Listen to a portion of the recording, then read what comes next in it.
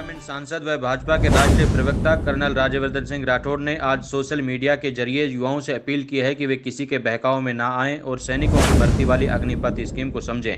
इस स्कीम के पीछे प्रधानमंत्री नरेंद्र मोदी और भारतीय सेना की विश्वसनीयता है।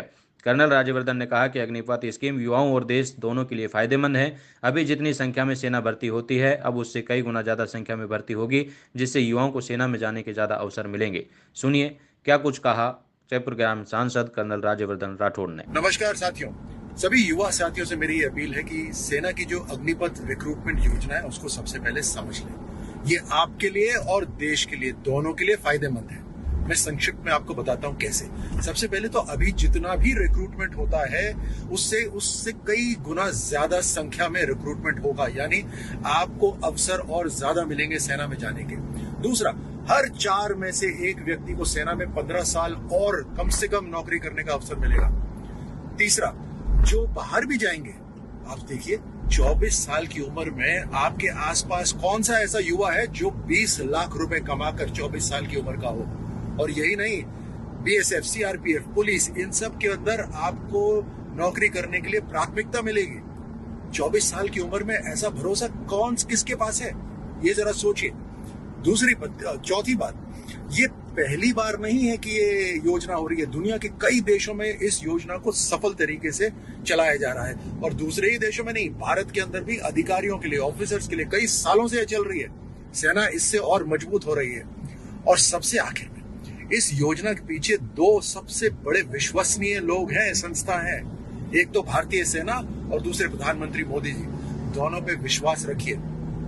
संक्षिप्त में अभी बताया है, विस्तार से बाद में बताऊंगा। तब तक के लिए जय हिंद। कोटपुतली में बजरंग दल के कार्यकर्ताओं ने आज राष्ट्रपति के नाम एसडीएम को ज्ञापन सौंपा और मांग की कि देश में आपराधिक संगठनों पर लगाम लगाई जाए। जिन स्थानों पर हिंदू समुदाय अल्पसंख्यक हो गया है, वहां उसकी सुरक्षा के लिए पर्याप्त प्रबंध किए जाएं। बजरंग दल ने 16 जून को देश भर में प्रशासनिक अधिकारियों को राष्ट्रपति के नाम ज्ञापन सौंपे हैं। ज्ञापन में कहा गया है कि जहरीले भाषण देने वाले सभी लोगों को चिन्हित कर कड़ी कार्रवाई करें। जिन्हें धमकियां दी जा रही है, उन्हें तत्काल सुरक्षा दी जाए और धमकियां देने वालों पर भी कड़ी कार्रवाई होनी चाहिए। उन्होंने बताया कि देश में जिस तरह से धार्मिक उन्माद भड़काने की कोशिश की जा रही है, उसको देखते हुए अब कुछ न कुछ कदम उठाए जाने की जरूरत है। इस अवसर पर विश्व हिंदू परिषद व बजरंग दल कार्यकर्ताओं सहित नरेंद्र हिंदू, हुकमचंद लखेरा, देवेंद्र भड़गड़, अरुण सैनी, विश्वनाथ रहीसा, ऋषिराज गुर्जर, सचिन गुर्जर, हीरालाल रावत, गिरिराज शर्मा, सचिन भड़गड़, आशीष सैनी, राहुल सैनी, भूपेंद्र रावत, अजय, निशांत यादव, मोहित यादव, टेकचंद, बबलू व अन्य कार्यकर्ता मौजूद रहे।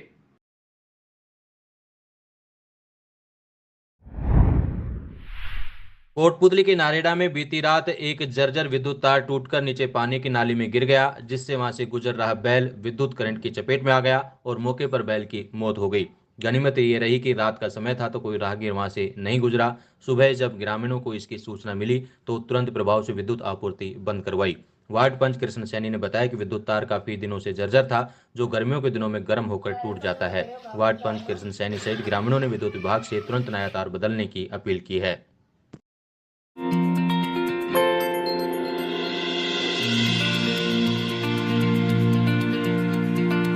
Sankhla sari centre, SK textiles, Nehru बाजार, कोटपुतली। सभी सुप्रसिद्ध मिलों के शूटिंग शार्टिंग साड़ियाँ व ड्रेस मटेरियल के विक्रेता। कोटपुतली शहर के बीचों बीच स्थित है नेहरू बाजार और नेहरू बाजार में स्थित है SK textiles. Sankhla sari centre, जहां मिलेंगी आपको साड़ियों की विस्तृत रेंज, सभी प्रकार की मीलों के शूटिंग शर्टिंग साड़ियां और dress material. SK textiles, Raymond fabric व सियाराम के अधिकृत विक्रेता। कोटपुतली के राजकीय सरदार विद्यालय में राजस्थान राज्य भारत स्काउट गाइड स्थानीय संघ कोटपुतली के तत्वाधान में चलाए जा रहे कौशल एवं अभिरुचि शिविर में आज राजकीय सरदार जनाना अस्पताल के चिकित्सा प्रभारी डॉक्टर आशीष सिंह शेखावत ने विद्यार्थियों को चिकित्सा के गुर व उपाय समझाए और कहा कि इन बेहतर आदतों को जीवन में अपनाकर जीवन को सफल बनाया जा सकता है। सुनिए डॉक्टर आशीष सिंह शेखावत ने बच्चों से क्या कुछ कहा।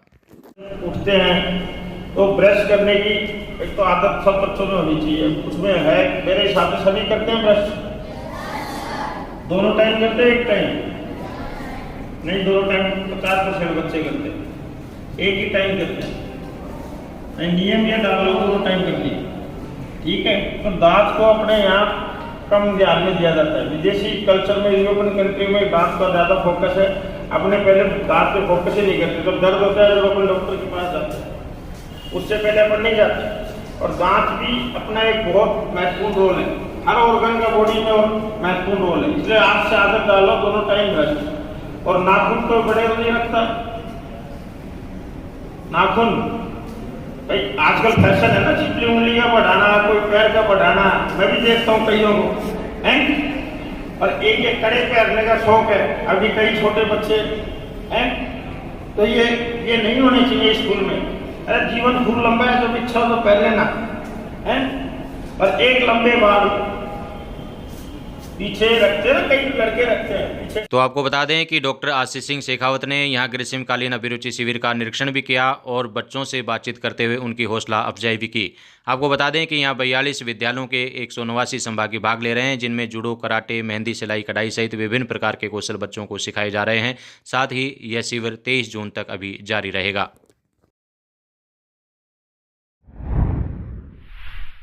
दौड़ती भागती इस जिंदगी के बीच इंसान के पास समय ही नहीं बचा है खुद के बारे में सोचने समझने का। वह तो भीड़ के बीच कहीं तमाशाई बनकर खड़ा है तो कहीं अपना वजूद ढूंढ रहा है, लेकिन इस बीच ना खुद के स्वास्थ्य की फिक्र है ना परिवार की। लेकिन ऐसे बदलते मौसम के बीच इंसान को किस प्रकार अपने स्वास्थ्य का ध्यान रखना चाहिए, कैसे वह अपने और अपने परिवार की रक्षा कर सकता है, बदलते मौसम में स्वास्थ्य की देखभाल किस प्रकार से की जा सकती है, बता रहे हैं डॉक्टर सरफराज खान। सुनिए। पेट की प्रॉब्लम सबसे ज़्यादा है, तो मेरा ख्याल है कि पब्लिक को थोड़ा अपने हाइजीन पर ध्यान रखना चाहिए, खान पीन पर खास कर ध्यान रखना। जाओ कहीं प्रोग्राम में जाओ, बैठो, आप पार्टिसिपेट करो, आप रिश्तेदारों के, पड़ोसियों के, जहाँ भी आप जाना है शादी वादी में, लेकिन खान पीन पे साफ ध्यान रखो। और फिर पेशेंट आता है हॉस्पिटल में, फिर पेशेंट को इमीडिएट ट्रीटमेंट चाहिए। फिर वो ये चीज़ नहीं समझता कि भाई ये जो प्रॉब्लम आप लेके आए हैं इसमें हमें थोड़ा टाइम दीजिए, आप 2 दिन 4 दिन लगेंगे। इस टाइम लोग क्या करते हैं कि AC में ज़्यादा रहते हैं और फ्रिज की चीज़ें ज़्यादा इस्तेमाल करते हैं। क्या ये थोड़ा उठा और एक गिलास फ्रिज का पानी पिया, शाम को हमारे पास पहुंचाते हैं साहब हमारे तो चेस्ट ख़राब हो रही है, जुकाम हो गया है, गला ख़राब हो रहा है। ऐसा कुछ होता नहीं था पहले, लेकिन अब हो रहा है। अब ऐसा है कि लोग इस तरह की चीज़, तो मेरा ख्याल है कि इन चीज़ों से भी लोगों को थोड़ी परहेज रखनी चाहिए। क्योंकि जिसको सांस में दिक्कत रहती है, उसको खांसी ज़्यादा रहती है, उसको बलगम बहुत ज़्यादा आता है। लेकिन इस टाइम ये जो इन्वायरमेंटल फैक्टर के कारण जो वो सिम्टम और एग्रावेट हो रहे हैं, पेशेंट और ज़्यादा परेशान हो रहा है।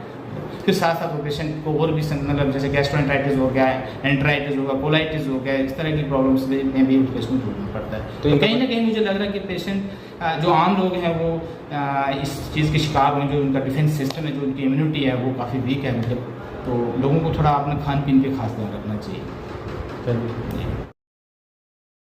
अगर आप में है माइक पकड़ने का हुनर, अगर आप जानते हैं शब्दों से खेलने की कला, अगर आपको गर्व और भरोसा है आपकी कलम पर, तो आपका इंतजार कर रहे हैं हम।